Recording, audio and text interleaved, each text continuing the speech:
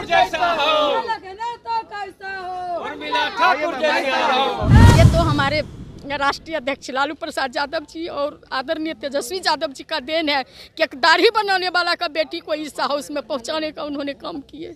इसके लिए मैं जीवन भर उनकी आभारी ही नहीं हूं, बल्कि ऋणी ही नहीं हूं, बल्कि वो हमारे लिए भगवान है। बकरी चराते बच्चों को देखिए तो सोचिए कि वहाँ उर्मिला ठाकुर खड़ी है।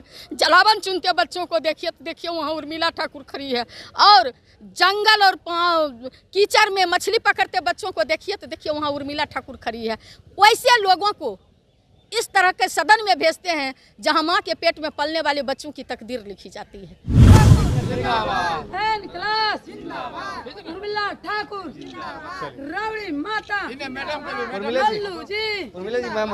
और वो परिवार को, अपने परिवार की जवाबदेही और जिम्मेदारी को नहीं भी निभा पाए तो दूसरे को कोसते हैं। जिसका घर खुद पत्थर का बना होता है दूसरे के घर पर शीशा फेंकने का, पत्थर फेंकने का काम नहीं करता है। इसलिए जो है नरेंद्र मोदी जी जो बोलते हैं, नरेंद्र मोदी जी के साथ जो लोग चले जाते हैं वो सब राजा हरिश्चंद्र हो जाते हैं, वॉशिंग मशीन में धुल जाता है। और जो उनके साथ नहीं जाते हैं उनके ऊपर पता नहीं कितने इल्ज़ाम लगाते रहते हैं। और मैं कहती हूँ कि मैं अगर भगवान तो नहीं देखी, लेकिन भगवान को अगर मैंने देखी हूँ तो वो है हमारे लिए लालू प्रसाद यादव जी। नमस्कार, आप देख रहे हैं आरडी न्यूज़। मैं हूँ योगेश चक्रवर्ती और इस वक्त हम बिहार विधान सभा में हैं और हमारे साथ हैं आरजेडी की नवनियुक्त एमएलसी उर्मिला ठाकुर।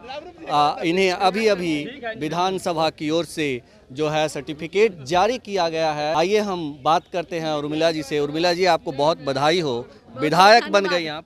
जी बहुत बहुत धन्यवाद। ये तो हमारे राष्ट्रीय अध्यक्ष लालू प्रसाद यादव जी और आदरणीय तेजस्वी यादव जी का देन है कि एक दाढ़ी बनाने वाला का बेटी को इस हाउस में पहुंचाने का उन्होंने काम किए। इसके लिए मैं जीवन भर उनकी आभारी ही नहीं हूं, बल्कि ऋणी ही नहीं हूं, बल्कि वो हमारे लिए भगवान है। उर्मिला जी भावुक हो गई, बहुत बड़ी उपलब्धि है उर्मिला जी।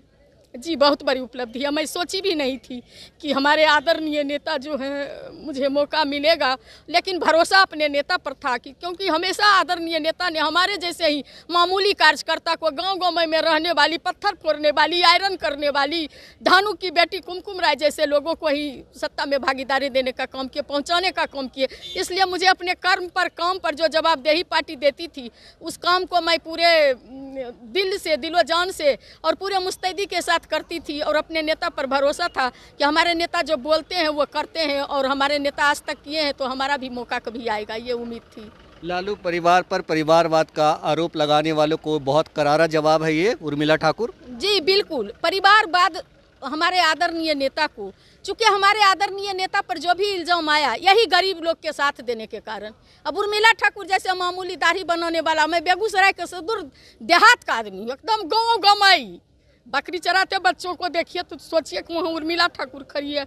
जलावन चुनते बच्चों को देखिए तो देखिए वहाँ उर्मिला ठाकुर खड़ी है। और जंगल और कीचड़ में मछली पकड़ते बच्चों को देखिए तो देखिए वहाँ उर्मिला ठाकुर खड़ी है। वैसे लोगों को इस तरह के सदन में भेजते हैं जहां मां के पेट में पलने वाले बच्चों की तकदीर लिखी जाती है। तो ये तो आदरणीय लालू प्रसाद यादव जी का देखिए परिवारवाद यही है। गरीब का अगर साथ आदरणीय लालू प्रसाद यादव जी नहीं देते तो उनको इस तरह के जो है नारों से नवाजा नहीं जाता।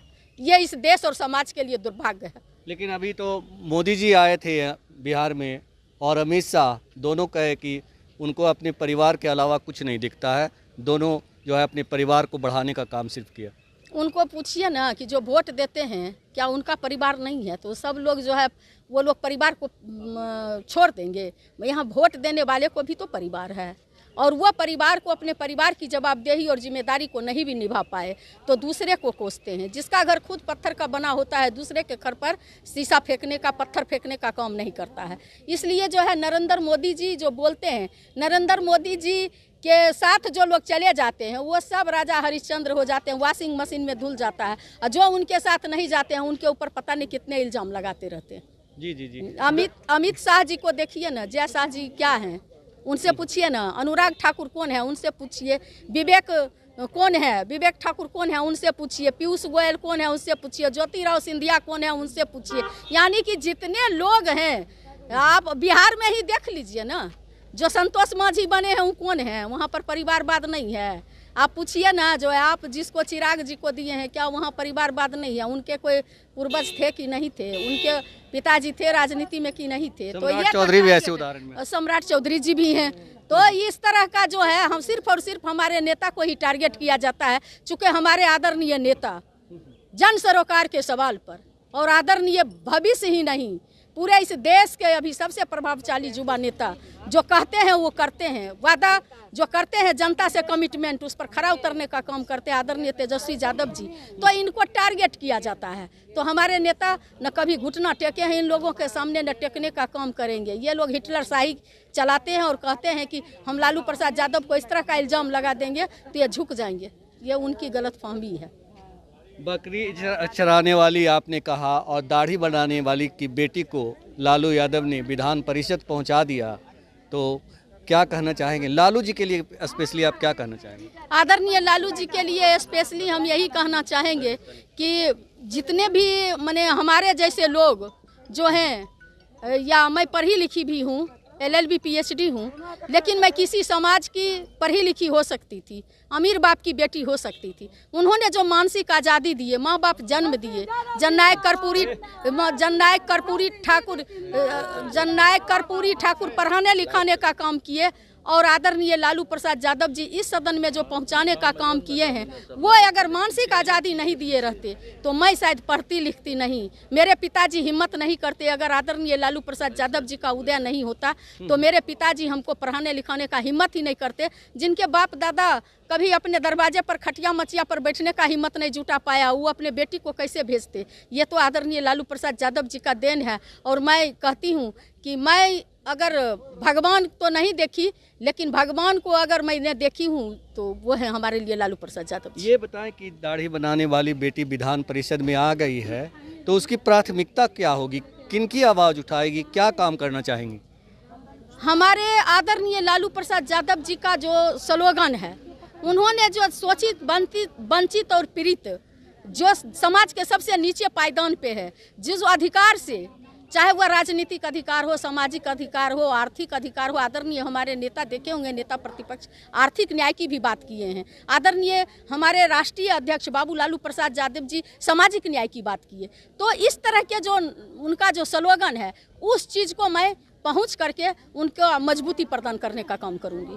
लोकसभा चुनाव बस अब कुछ ही दिनों के बाद है, तो लगता है कि आप लोग की पार्टी बढ़िया परफॉर्मेंस करेगी? बिल्कुल करेगी। ये लोकतंत्र है और लोकतंत्र में जनता सर्वोपरि होती है। इनके देखे होंगे जो आताताई सरकार केंद्र में बैठी हुई है, उनके सांसद बोलते हैं कि 400 सीट पार करेंगे और संविधान को चेंज कर देंगे। तो संविधान खतरे में है। जिस संविधान के द्वारा देश चलती है, जिस संविधान के द्वारा हम और आप गुड फील महसूस करते हैं, उस संविधान पर आज खतरा है, लोकतंत्र पर खतरा है, गरीब गुरबा, शोषित वंचित के आरक्षण पर खतरा है। उस चीज़ को बचाने के लिए देश के सारे लोग एकजुट होंगे और लोकतंत्र में जो सिंहासन खाली करो की जनता आती है, ये काम करने का काम करेंगे। चलिए, हमसे बात करने के लिए आपका बहुत शुक्रिया उर्मिला जी। बहुत बहुत धन्यवाद। तो लालू प्रसाद यादव ने दाढ़ी बनाने वाली की बेटी को जो है विधान परिषद भेज दिया, ये कहना है उर्मिला ठाकुर का। और आपने देखा कि ये भावुक हो गई और तेजस्वी यादव में अपनी आस्था जताते हुए इन्होंने कहा कि आने वाले चुनाव में आरजेडी 40 की 40 सीटें जरूर जीतेगी। योगेश चक्रवर्ती, RAD न्यूज, बिहार विधानसभा।